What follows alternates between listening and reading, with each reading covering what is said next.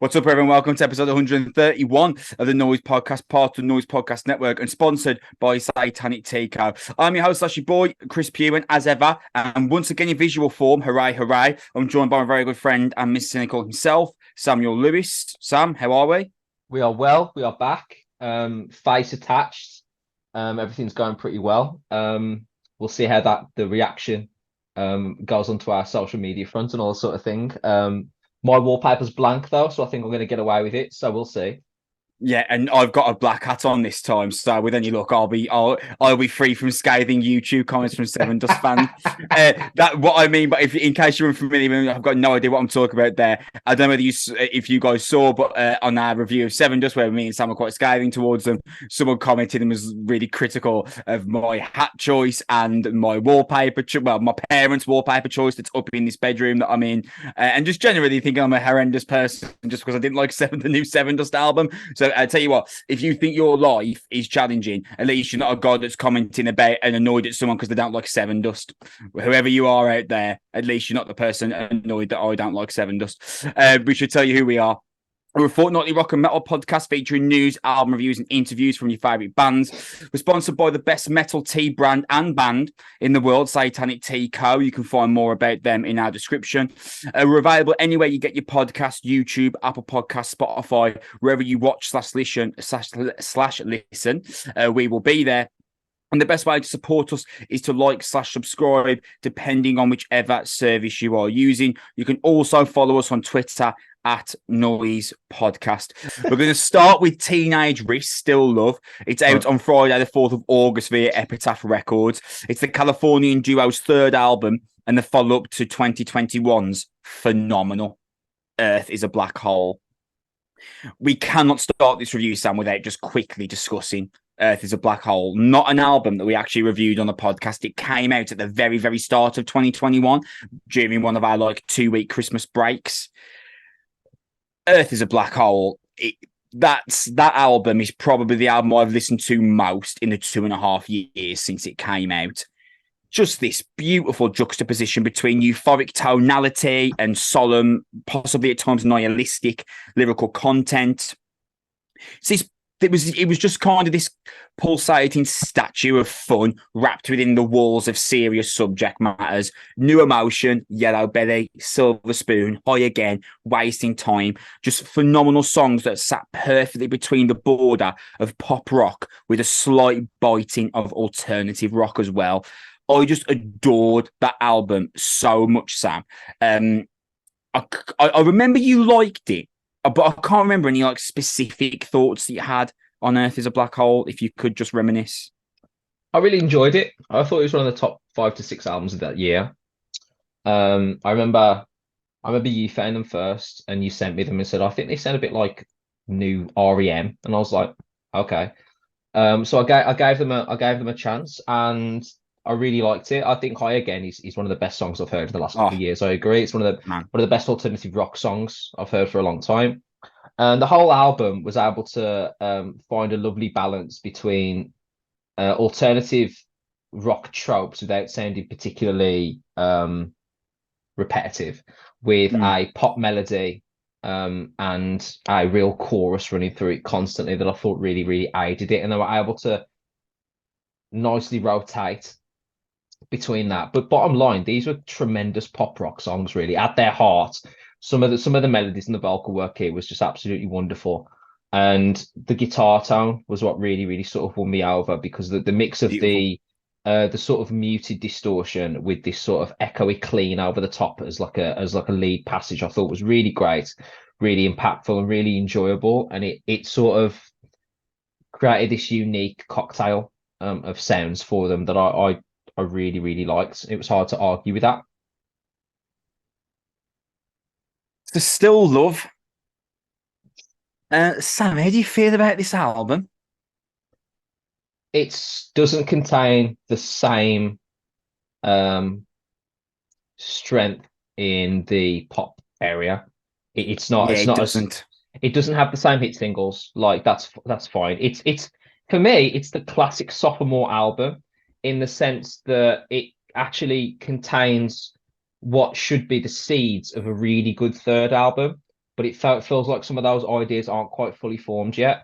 Because it feels like they're trying to transition out of the style of the first record and try and be a bit more. It's a much more introspective album, isn't it? It's a much slower album. It's a much more misanthropic album. Well, Earth is a Black Hole is actually the second album. Oh, So sorry, this is forgive the me. third. Sorry, forgive me. It's the classic sophomore release after the first success. Then, if you'll allow me Yeah. that. Um, Yeah. and I think they've made a deliberate decision, clearly, to move away from the more straight-laced pop choruses that they were producing on Earth is a Black Hole, and instead have gone for much more. I'm trying to find the right word for it. The songs seem loosely structured in comparison. They're not as easy to transition from one thing to another. They don't seem as these are not criticisms, they're just observations. They don't seem as focused necessarily on the big bold chorus to carry the song. They seem much more focused on the sort of longer ideas to sort of like rotate and sort of vary slightly when it gets from verse to pre-chorus to bridge and stuff like that. The they're less the tempo is slowed right down. The style is slowed right Mm. down. They seem to be less the clean guitar has almost entirely disappeared, and they're focused instead on a band who immediately occurred to me the first time I heard Sunshine, and that's Smashing Pumpkins. That they seem to have gone for a dark, misanthropic grunge sound rather than chasing down the pop rock big chorus sound that they were making on Earth as a Black Hole. They seem to have gone in a completely different direction, deliberately, obviously.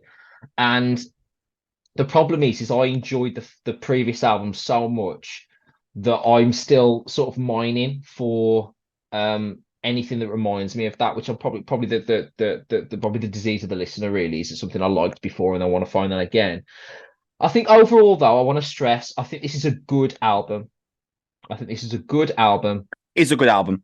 and I think there's a lot to like. However, I think the stuff that I like the most is the stuff that contains the biggest choruses and the most structured music, and the songs that are more loose and slow, and at times, to be honest, this is a criticism. At times, meandering. At times, Yeah. there's moments in this which is for 3.5 minutes. There's times at this where this verse feels slow and it just doesn't. It just slips into a song rather than really sort of building towards something, and it just seems to sometimes it flits from idea to idea like in a kind of lackadaisical way, and I'm not so sure that's reflective of a structured a writing process perhaps. I don't know, there's this is a good album. I'm not blown away. I don't think this is a great record. I think this is in the hall of very good. And I think there are a couple of songs here that I really, really like. One of them's the single "Still Love," that's the title track. Beautiful. Beautiful. Um, and I think there's some. I love the Diorama and Cold Case duo in the second third. Cold Case sounds like the best song that Placebo never wrote. But I think overall, I'm left a little cold, to be honest. I'm left a little cold because I just don't think the strength of the songs are there all the way through. I think it's like peaks and valleys. I've talked a lot, so I'll pass it over to you. Well, I'm going to pick up this from something that you said there in terms of you thought the disease of the listener. You didn't want them to do this yet. And I wasn't ready for them to move away from the pop rock excellence of Earth is a Black Hole yet. Not that the two bands are comparable at all, but the situation is. Do you remember when we first listened to Aya by Parkway Drive? Yes. And we said, oh, I mean, it's different to the metalcore stuff, but then it was time to move on, wasn't it? Yeah. Because the Parkway Drive had hit that point where it's like, right, not sure where else they can take this now, so it's probably time to move on. I don't feel like Teenage Wrist had got to that point with their pop rock sound yet. I feel like there was still so much more they could do with it. I think Earth is a Black Hole was kind of emblematic of an album that if we take this idea and go even further with it, imagine what we could do. I thought there was still so much potential and still so much greatness to be had with the ideas that sat within the album. And I'll be honest, Sam, here, this is a good record with some great songs on it, but a lot of it, and I this in the complete antithesis to Earth is a Black Hole, this album's kind of predictable. And Earth is a Black Hole is one of the least predictable albums I've heard in a long, long time, because it constantly fleeted between, hey, here's a pop rock song with a better like very, very serious subject matter. Oh, now here's a huge rock song. Oh, now here's a slower, more nihilistic song. Whereas this, it does kind of sit in the kind of air of misanthropy for almost its entirety. The three singles, Sunshine, Dark Sky, and Still Love, because they're already singles, I'm not going to talk about them in detail, but I feel like they're the peak of the record. They are. This record starts off with those three songs, and it starts off on a fantastic note. I like Digital Self. It's got this kind of low guitar tone, which is reminiscent of late 90s doom and heavy rock. It does become more expansive and colourful, and you get that classic teenage wrist explosion of flamboyance as it progresses. There's some really nice, there's some really nice lyrical runs from Marshall Gallagher. I believe that's Marshall Gallagher, the guitarist and vocalist. I'm just a shadow of my digital self, trading my boredom for a comfortable cell. That's amazing. Who can't relate to that? But I feel like Digital Self, as much as I like the album, that's an example of how much of a missed opportunity this album was. Imagine a pop rock chorus on that song. Imagine a chorus like there was on New Emotion on Digital Self. Oh man, it would be an incredible song. And there's some nice manipulation of soundscapes throughout the album. There's, the album kind of harkens back really to like a 90s styled rhythmic sound, which works quite well on Wax Poetic, which has got this kind of, it's everything that should be great in a teenage wrist song, but because of its predictability, it gets in its own way and doesn't let itself progress out of the realms of being a 7 out of 10 song. You mentioned Cold Case, which I feel like is a big throwback to Silver Spoon on Earth is a Black Hole, but again, just doesn't hit that same fervor. The synths behind the riff are great. Marshall and Anthony Salazar, the drummer, both sound superb, but it's just so similar thematically to the rest of the album. And it feels kind of lifeless when you compare it to Earth as a Black Hole, because there isn't a lot of tonal shifts in this album, is there? It does just kind of sit within the realm of dark verse, big chorus, dark verse with a dark chorus, and it stays within those four options and just kind of switches them around again occasionally. There's no real huge soundtrack to your summer climax on any of the songs, really. And when I see a Teenage Wrist album is coming out on the 4th of August, I'm thinking, right, soundtrack to my summer, guaranteed, 100%. This is going to be perfect to listen to in the sunshine with your friends with a beer in your hand. And the album just, for me, never really gets going. It never really pushes itself outside of a 7.4, 7.5 out of 10 for me, Sam. Yeah, I agree with that. I agree with that. There's a lot of this that feels a bit like filler. Apart from opening the door to what it sounds like to record a Teenage Wrist album, what's the point of ketamine? Yeah, that's a strange inclusion. That is, I know that these kind of curtain peeling, glorified jam sessions have a place on records sometimes, and they do kind of make you feel closer to the band. But where's the pomp and circumstance? Like, because pomp and circumstance is what Teenage Wrist is all about, and I feel like they missed a massive trick here, not ending on something huge like a High Again or a Wasting Time. Yeah, Ketamine's a strange 5.5 minutes. I've got no idea why that's there. That does nothing for me. So yeah, that's the thing. There's a lot of it where I listen to the song and it gets to sort of like the 2.5 minute section. I'm like, oh, there's 50 seconds left of this. What happened? Yeah. And there's bits of it that are like forgettable. And I think they found a guitar. He found a guitar tone that he likes, and they've overused it a touch. And the songs where they actually go away from that dynamic for just a moment, I really enjoy. So like I'll give you an example. The bit at the end of Cold Case when they insert like an echoey lead, really enjoyed that. I like the breakaway from the riff on Humbug.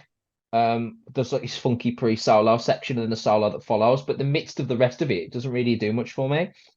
The saxophone at the end of Sprawled when it builds up, I'm like, okay, this is really cool. I like where this is going, and then it builds up to the chorus, and I'm like, I just kind of misses because the song isn't strong enough to carry that kind of stuff.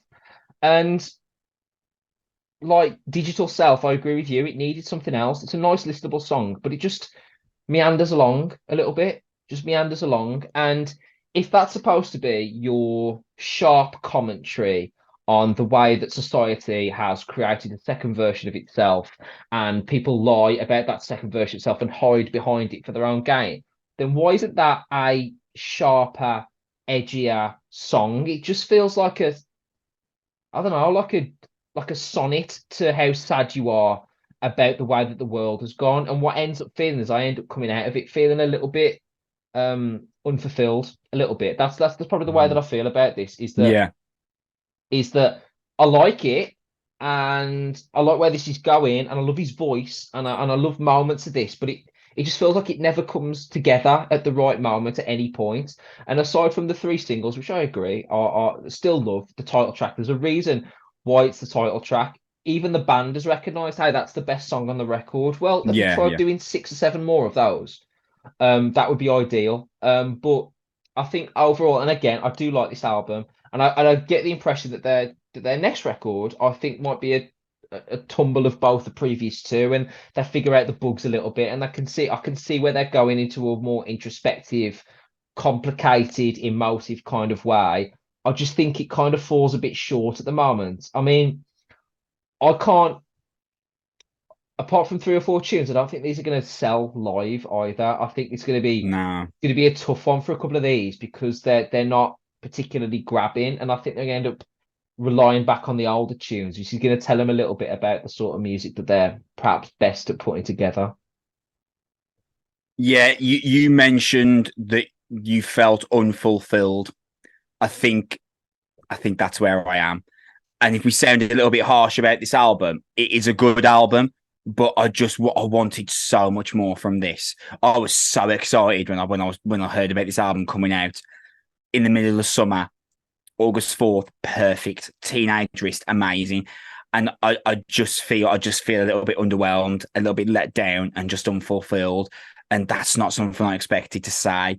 This is a misstep for me in terms of Earth is a Black Hole was just an album that I adored beyond description. And this just kind of leaves me thinking, oh man, this is what you did for 2 years. When's the next one out? Yeah. We're going to leave episode 131 of the Noizze podcast there. Thank you so much for listening. Remember that you can support us by subscribing / liking / following, depending on whichever service you are using. You can follow us on Twitter at Noizze Podcast. We are going to be back in around 10 days / 2 weeks time. Need to look at the review schedule, but at the very least, I do believe we're going to be talking about the new Holding Absence album. So basically, be Sam holding me up really for like 40 minutes. I've got no doubt I'm going to absolutely adore that album because the singles so far are phenomenal. So yeah, at the very least, Holding Absence will be discussed in 14 days time. Thank you very much for listening to this episode. Remember, like, share, follow, subscribe. That's the best way to support us. And remember to support Satanic Tea Co, our sponsors. Thank you for listening. I will see you in 2 weeks time. We love you very much. Bye. Good shit, man. That was a really good episode. I really enjoyed that, bro. Yeah, I agree. Always fun. Amazing. I will be in contact tonight. Are you going on PlayStation later? Yeah, I'll be on PlayStation, bro. So I shall speak to you then, my friend. Look forward to it, man. See you later, buddy. Speak to you then, boy. See ya. Bye bye. Safe.